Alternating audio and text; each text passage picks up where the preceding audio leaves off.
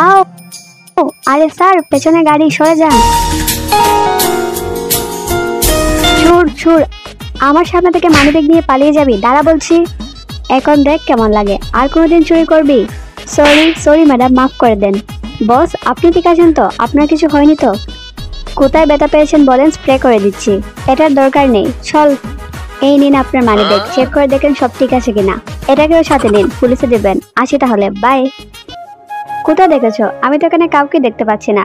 বিশ্বাস করেন বস, আমি ম্যামকে এখানে রেখেছি। আরে এটাই তো ওই মেয়েটা।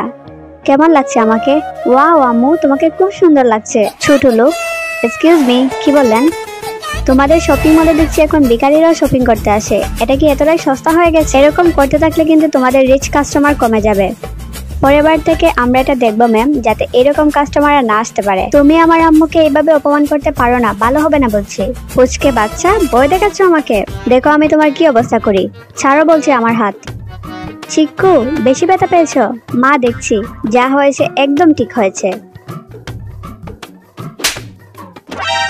আও, তুমি আমাকে থাপ্পড় দিলে, তোমাকে আমি দেখে নিব। তোমার নামে আমি পুলিশে কমপ্লেন করব। আরে চুপ কর। বস, রিয়া ম্যাডাম তো মার খাচ্ছে, আপনি যাচ্ছেন না কেন? ই, কে এই মেয়ে? ওর পরিচয় আমাকে জানতেই হবে।